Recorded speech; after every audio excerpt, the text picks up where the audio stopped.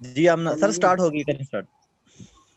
अच्छा जी जी, अस्सलाम वालेकुम जी। मैं एक दफ़ा फिर हसन और उनकी सिस्टर में सामना सबका तहे दिल से मशकूर हूँ कि वो इस सेशन कामयाबी से अरेंज करवाते हैं और साबित कदमी से अरेंज करवा रहे हैं। कोशिश करता हूँ मैं कि ऑनलाइन टाइम पे आ जाऊँ, और चूँकि पिछले हफ्ते भी कुछ अलालत थी, कुछ बीमारी थी, तो इस दफ़ा भी कोई मजबूरी तो थी, लेकिन मैंने कहा इस दफ़ा सेशन इंशाल्लाह करेंगे, टाइम पे करेंगे। 1 घंटा तो होता है आप लोगों के साथ गपशप करने का, कुछ बातें शेयर करने का। तो मेरे लिए ये अपॉर्चुनिटी होती है। मेरी पूरी कोशिश होती है कि मैं इसमें हाजिर हूँ और जो अपने थोड़े बहुत ख्यालात हैं, जो थोड़ा बहुत तजुर्बा है, थोड़ी बहुत विजडम है, उसको मैं आप तक पहुँचाऊँ। अपनी तलाश के टॉपिक के साथ काशिफ शहजाद आपकी खिदमत में दोबारा हाजिर है। काशिफ शहजाद कोई बड़ा मोटिवेशनल स्पीकर या कोई बड़ा ट्रेनर नहीं है, बस ठीक है, अपनी जगह पे अपनी औकात में रहते हुए एक छोटी सी कोशिश कर रहा है कि उसके साथ भी लोग कनेक्टेड हैं, हसन और उसकी टीम है, उनके साथ भी लोग कनेक्टेड हैं। तो ये हम लोग उन लोगों के साथ कनेक्टेड हैं जो फिक्र और तलब रखते हैं, जो जिंदगी में कुछ पाने की, अपने आप को दरियाफ्त करने की, अपने आप को तलाश करने की फिक्र रखते हैं या सोच रखते हैं। तो वो लोग समझ लें कि एक प्लेटफॉर्म पे इकट्ठे हो जाते हैं। हसन का अपना फ्लैट प्लेटफॉर्म है, मेरा भी प्लेटफॉर्म है, ग्रुप्स हैं, वहां पे वहां से लोग कुछ आ जाते हैं और आप लोग सब मिलके इस महफिल को और बारौनक बना देते हैं। और पार्टिसिपेंट्स माशाल्लाह अच्छे होते हैं, 20-30 पार्टिसिपेंट्स जो है वो बड़ी अच्छी तादाद है किसी भी जूम सेशन में। तो आप लोगों का एक दफा फिर शुक्रिया कि आप लोग शरीक होते हैं और मुझे सुनने के लिए आप हाजिर होते हैं। बहुत शुक्रिया आपका। अपनी तलाश को ना आज मैं एक चीज के साथ रिलेट करूंगा।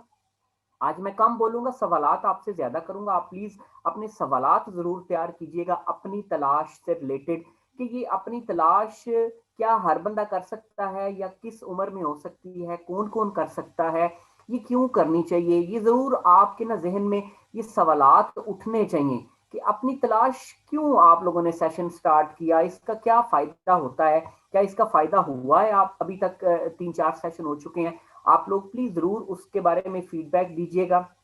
आप वीडियो में भी फीडबैक दीजिएगा जहां पे अपलोड होती है। तो हर जगह पे आप जरूर बताइएगा कि ये क्यों आप हम लोग अरेंज तो करते हैं, तो आप हमें बताएंगे कि इसका क्या फायदा होता है। देखिए, आपने अपनी जिंदगी में ना बड़े ऐसे लोग देखे होंगे जो बड़े टैलेंटेड हैं, इंतहाई टैलेंटेड, उनमें उनके अंदर कोई ना कोई टैलेंट मौजूद है, जिसका उन्हें कैसे पता चलता है, अपने क्लास फेलो से, अपने यूनिवर्सिटी फेलो से, अपने इर्द गिर्द के लोगों से पता चलता है कि यार तेरे अंदर ये टैलेंट मौजूद है। और आप अपने गौर करके देख लें, आपको अपने इर्द गिर्द कई ऐसे बंदे, कई ऐसे बच्चे भी नजर आएंगे, बंदे भी नजर आएंगे जिनमें किसी में सीखने की एबिलिटी बला की है। ये स्किल है, टैलेंट नहीं है।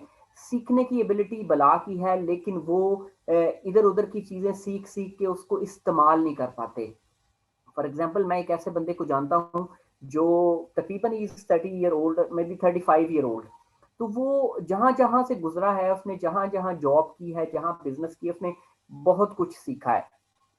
उसके पास बंच ऑफ इंफॉर्मेशन होती है। किसी भी टॉपिक पर उससे बात कर लो तो उसके पास इंफॉर्मेशन काफी ज्यादा होती है। तो वो ये सारी चीजें जो है वो इंफॉर्मेशन सेव करता रहता है, लेकिन अल्टीमेटली अगर उसकी जिंदगी में देखा जाता है या उसका एक ओवरव्यू किया जाता है, देखो वक्ती तौर पे इंप्रेशन तो बड़ा अच्छा आता है उसका कि माशाल्लाह बड़ी इंफॉर्मेशन इकट्ठी की हुई है, लेकिन ओवरऑल देखा जाए तो उसके पास कोई बड़े रिजल्ट्स नहीं होते, कोई अचीवमेंट नहीं होती, कोई उसने काम नहीं किया होता किसी भी ना एक मखसूस सिमत में। ये तो 35 ईयर ओल्ड की बात करूं, मैं 20-25 साल के बच्चों की भी बात करता हूं कि बड़ा बड़ा टैलेंट बच्चों में होता है। अल्लाह ताला ने कुदरती तौर पर उनके अंदर टैलेंट रखा होता है। वो किसी न किसी स्किल में माहिर होते हैं।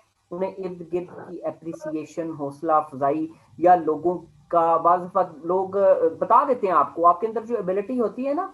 मिसाल देता हूँ कि आप क्लास में, जब जिस तरह आप कॉलेज वगैरह में पढ़ते हैं, यूनिवर्सिटी में पढ़ते हैं, तो क्लास में कुछ लोग मसलन कहते हैं जी गाना, किसी में गाना है तो सारे मिलके कहते हैं यार उस लड़के को उठाओ, वो लड़का गाना बड़ा अच्छा गाता है, उसकी आवाज बड़ी जबरदस्त है।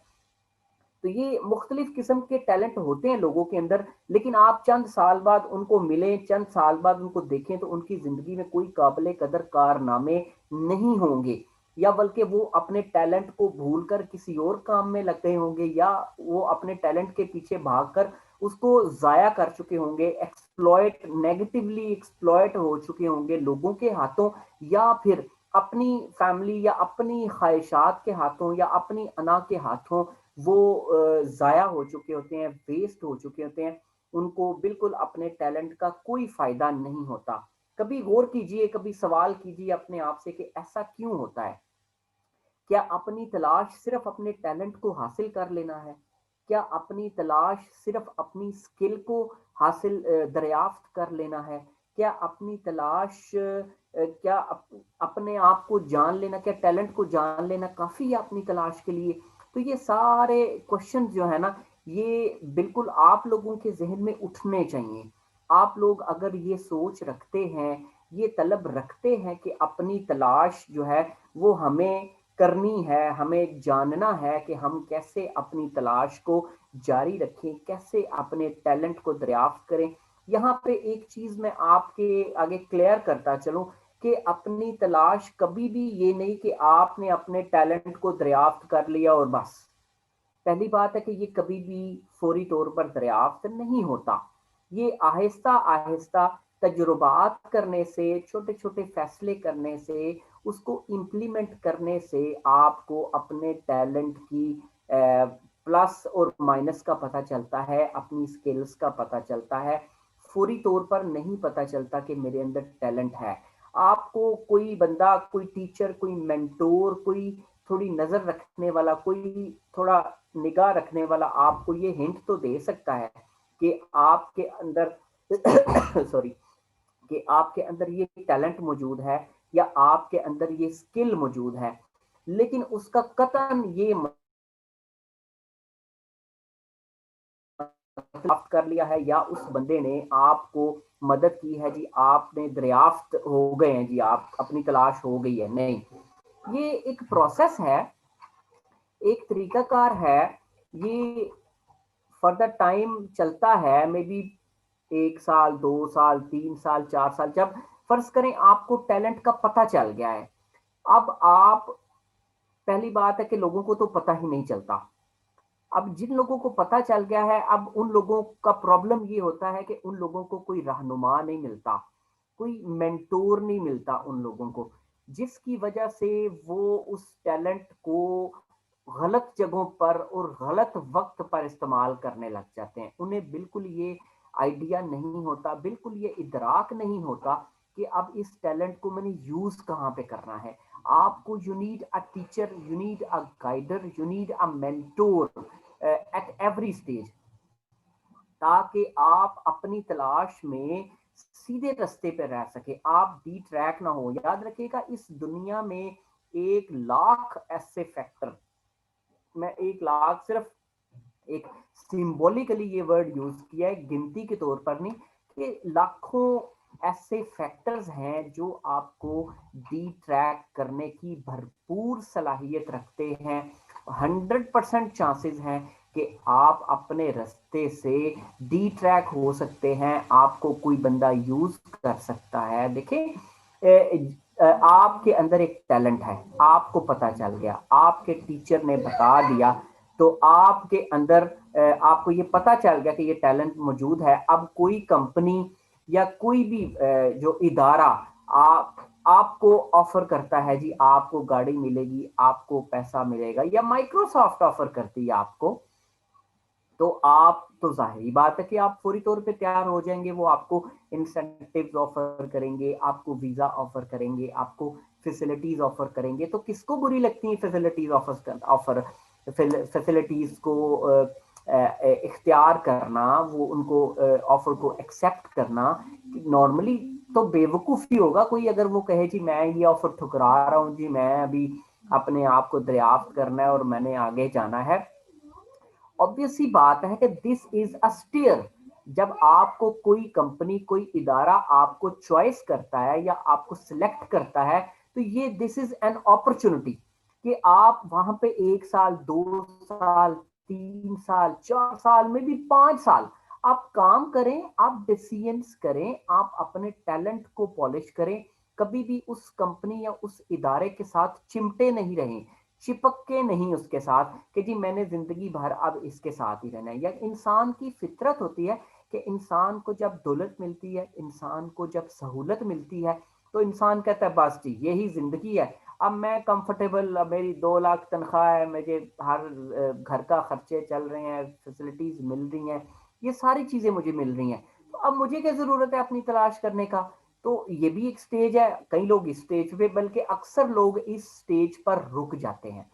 याद रखिएगा, जॉब अपनी तलाश करने में बड़ा अहम किरदार अदा करती है, लेकिन अगर आपके जहन में जॉब से आगे, कंपनी से आगे, इदारे से आगे कोई विजन नहीं है, कोई टारगेट नहीं है कि मैं यार ये करना चाहता हूं जिंदगी में, अगर तो कंपनी के विजन के पीछे चलना है, इदारे के विजन के पीछे चलना है, आपका अपना विजन कोई नहीं है, तो फिर ठीक है, आपको इदारे, कंपनियां आपको फैसिलिटेट करेंगी, आपको पैसा भी देंगी, आपको सब कुछ फैसिलिटीज देंगी, तो आप ठीक है अपना काम करते जाएं, फिर आप उनको सर्व करते जाएं, दैट्स इट। ये जो ज्यादातर लोग यही ऑप्शन लेते हैं।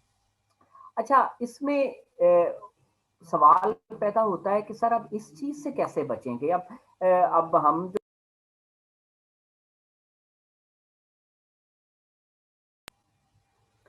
सवाल पैदा होता है कि अब हम इस चीज से कैसे बचें कि सर जी ठीक है अपना टैलेंट कुछ पता चल गया, हमें अपनी एबिलिटीज के बारे में हमें आइडिया हो गया, अब कंपनी ने हमें जॉब रख ली, अब पैसा मिलने लग पड़ा, सहूलतें मिलने लग पड़ी, तो फिर अब क्या करें, अब तो ठीक है कंफर्टेबल तो होना ही पड़ता है।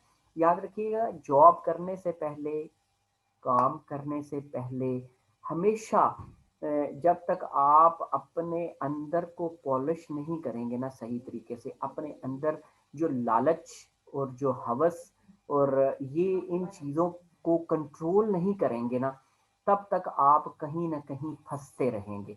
आप जहाँ पे आपको मौका मिलेगा, कोई भी बंदा आपको पैसे दिखाकर, अच्छी सैलरी दिखाकर आपको काबू कर लेगा, आपको रोक लेगा, आप को कहीं भी किसी भी जगह पे वो आपके साथ जो है वो अटैच हो जाएंगे, और आप अपने मकसद से बिल्कुल उतर जाएंगे, और अपने विजन और अपने जो है टारगेट से हट जाएंगे। तो कोशिश करें कि ये जो सोच और जो फिक्र लेके आप आज चल रहे हैं ना, ये सोच और ये फिक्र जारी रहनी चाहिए। अल्लाह ताला से दुआ करा कीजिए कि या अल्लाह ये हमें इस फिक्र और इस सोच को बरकरार रखने की तौफीक दे, चाहे हम बिजनेस करें, चाहे हम नौकरी करें, जिधर भी करें। देखो, मैं इस चीज के तो खिलाफ नहीं हूं कि आप नौकरी ना करें या बिजनेस ना करें, ये चीजें आपके अंदर को बाहर निकालती हैं, क्या आपको अथॉरिटी मिलती है, आपको पैसा मिलता है, आप डिसीजन पावर आपके पास आती है, आप छोटे छोटे डिसीजन भी लेते हैं, आप बड़े बड़े डिसीजन भी लेते हैं, फिर लोग आपको बताते हैं जी माशाल्लाह आपने बड़ा अच्छा काम किया है।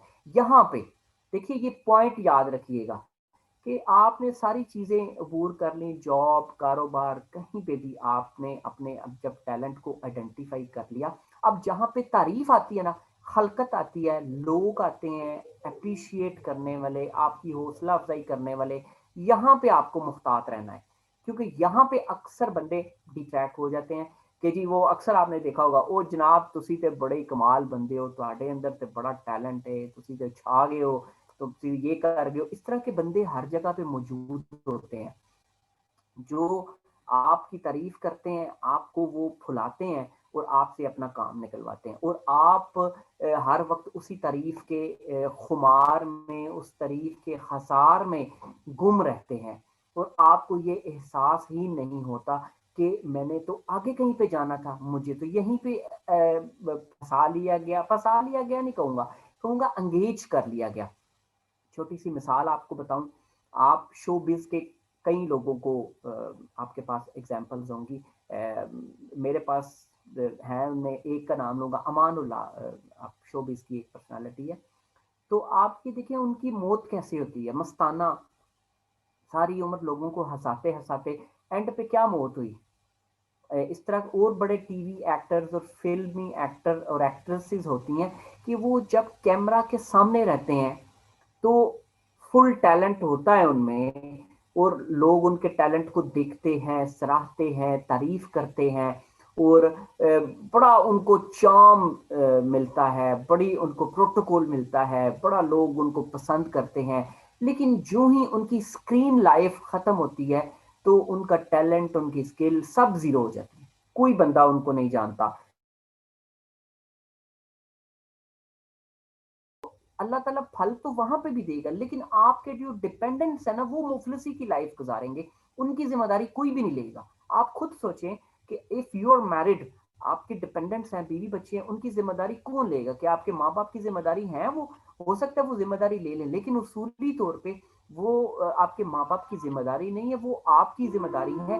आपने उनको खिलाना पिलाना है, किफालत आपका फर्ज है उनको खिलाना। तो लिहाजा मेरे थोड़ी सी नाकस अकल के मुताबिक, थोड़ी सी विजडम के मुताबिक, आपने तज़किया नफ्स के रास्ते पे चलना है, आपने सूफिया को फॉलो करना है। तो आपको और बकायदा गौर से पढ़ें, उनकी तफसील पढ़ें किसी किताब में कि उन्होंने कभी भी किफालत से रूगर्दानी नहीं की, कभी भी अपने बीवी बच्चों से फराइज से रूगर्दानी नहीं की। दीन दीन की खिदमत, देखो दीन क्या है? दीन है लोगों की खिदमत। लोगों की खिदमत से पहले आपने अपने फराइज पूरे करने हैं, अपनी हदूद पूरी करनी है, फिर अल्लाह ताला आपको किसी स्टेज पे वहां पे ले जाता है। आपका तवक्कल इतना जबरदस्त हो जाता है, कंटेंटमेंट मैंने बात की, कंटेंटमेंट के लेवल पे जाके। तो कंटेंटमेंट के लेवल अचीव करना ही एक बड़ा मुकाम है, और उसके बाद फिर अल्लाह ताला आपका रिजक का जरिया, जब आप अच्छे मशहूर हो जाते हैं ना, तो फिर आपको रिजक की प्रॉब्लम नहीं होती। आप गौर करें ना कि रिजक कैसे आता है। जब पहले हमारे यहाँ नॉर्मली लोग पहले पैसे कमाते हैं तो फिर अच्छा मशहूर होने के लिए एड देते हैं, इश्तिहार लगवाते हैं, या पहचान बनवाने के लिए पैसे खर्च करते हैं। हम पहले अच्छा क्यों ना मशहूर हो, तो फिर देखिए रिजक भी आता है, पैसा भी आता है, किसी न किसी तरीके से आपका पैसा आता है। अब मेरे जो मुर्शद हैं, जो मेरे एक कोहाट वाले मुर्शद हैं, वो भी पहले सिलाई करते थे, वो दर्जी थे, तो वो पैसे कमाते थे, किफालत करते थे अपने बीवी बच्चों की। वो बाद में फिर वो दूसरी फील्ड में वो शिफ्ट हो गए, उनके जरिए करामात होने लग पड़ी। तो ये चीज होती है कि आप फराइज पूरे करते हैं, फिर अल्लाह ताला आपको खुद सेलेक्ट कर लेता है, कहीं ना कहीं ड्यूटी लगा देता है। लेकिन पहले आप अपने फराइज पूरे करें, किफालत का फर्ज को पूरा करें, तब अल्लाह ताला आपकी कोई ड्यूटी लगाएगा। उसको पूरा किए बगैर आप फलाह की तरफ निकले, आप दीन की खिदमत की तरफ निकले नहीं, वो फिर आपको प्रॉब्लम हो जाएगी। और मैंने ऐसे बंदे देखे हैं जिनके बीवी बच्चे उनसे खुश नहीं है, लेकिन वो फलाह का काम कर रहे हैं। अब उनके बीवी बच्चे उनसे खुश नहीं है, जी ये साडा तो घर का खर्चा तो चलता नहीं, तो फलाह दी भाई। बड़ी मिसालें इस तरह की, आप गौर करके देख लें। जी सर, नेक्स्ट।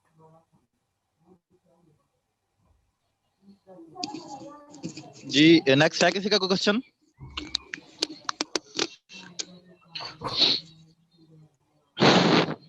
जी एक क्वेश्चन टाइप होके आया हुआ मेरे पास, अगर आप इजाजत दें तो मैं उसको जी जी एड्रेस कर लूं। जी जी जी सर, जरूर जरूर। उन्होंने कहा कि अपनी तलाश में साबित कदम कैसे रहा जा सकता है।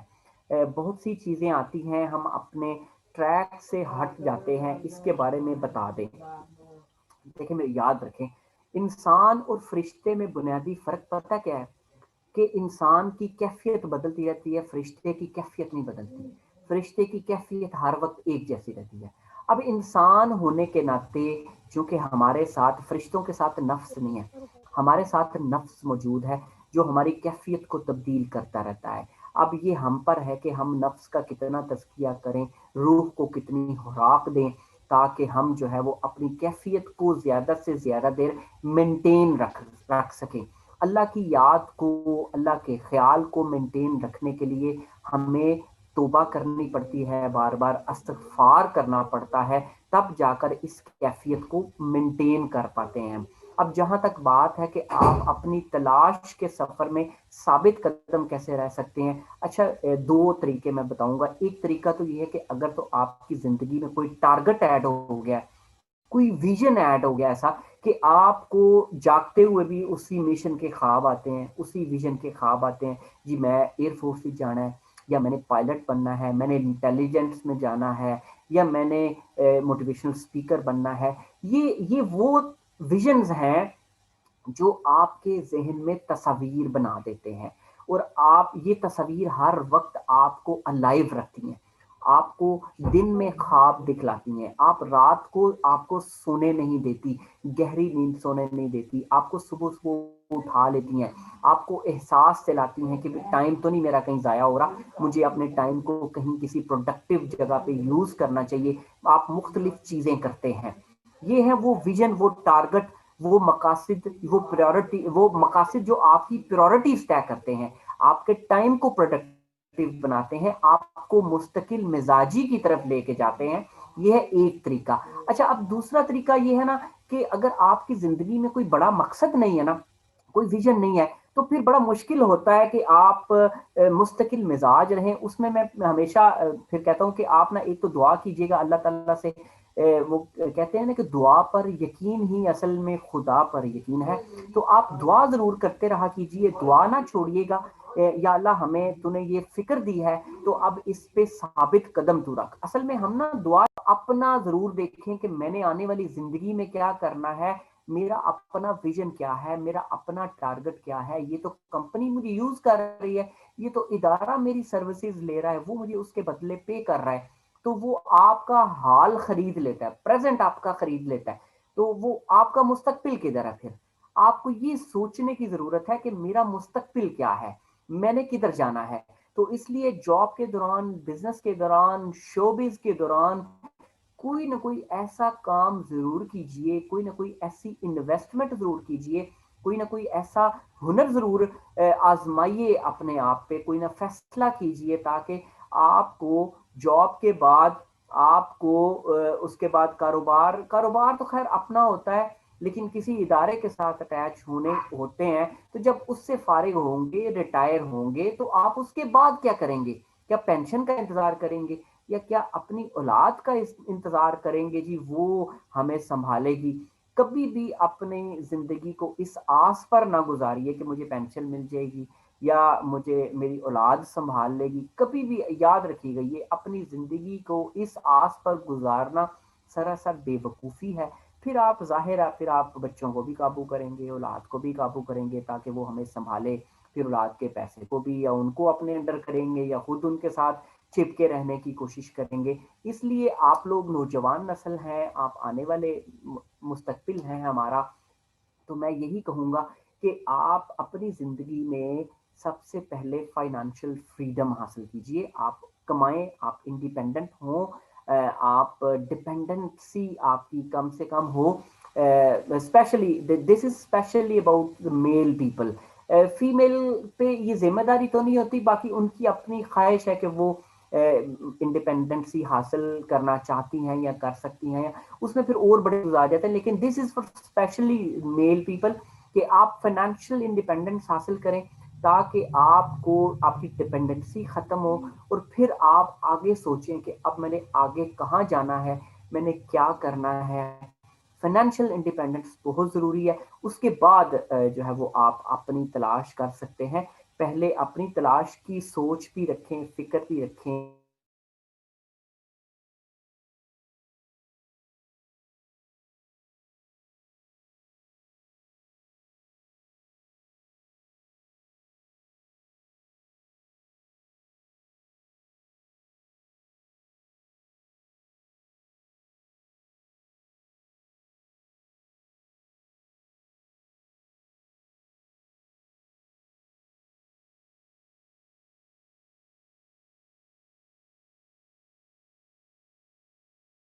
किस्मत है माशाल्लाह कि आप इस सोच के साथ चल रहे हैं, इस फिक्र के साथ, इस तलब के साथ।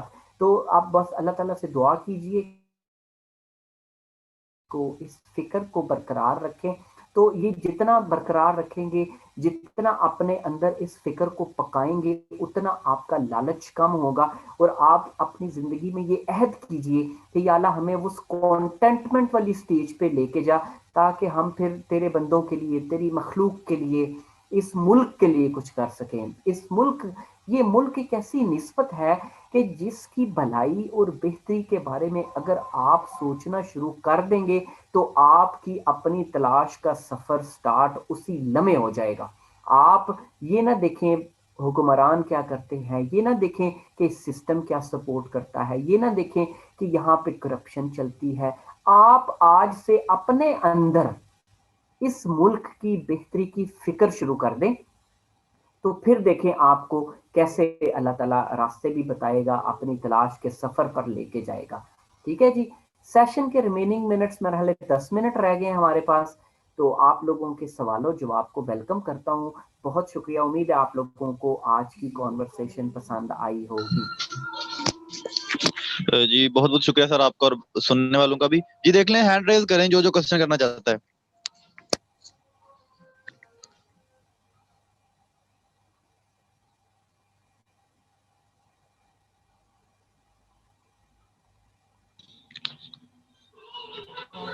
टाइप कर दें क्वेश्चन या पूछ लें वैसे हैंड रेज करके ना, एक एक करके।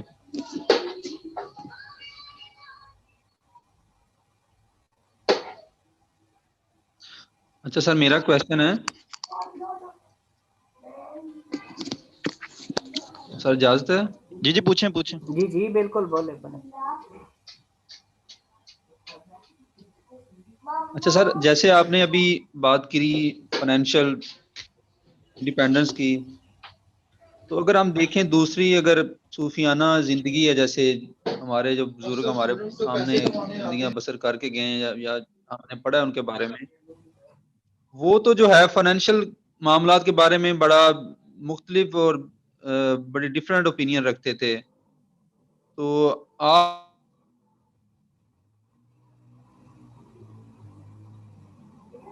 आप मुझे अगर किसी की बात कोट कर दे ना, किसी ने अगर किसी कहीं पे कही है, तो मेरे लिए भी समझना ज्यादा मुश्किल हो जाएगा, उसका कॉन्टेक्स्ट बता सकूंगा आपको।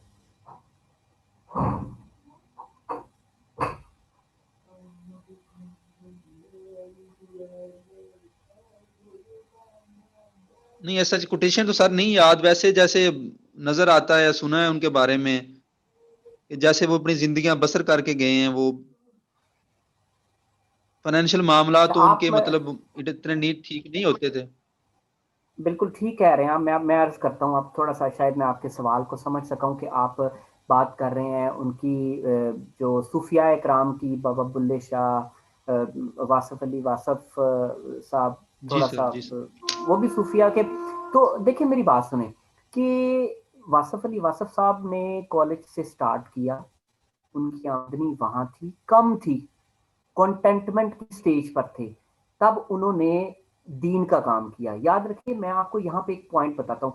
अब मैं और आप, हम में से हर कोई सूफी थोड़ी बनने जा रहा है, ठीक है? या हम हमारा हमारा तो नफ्स ही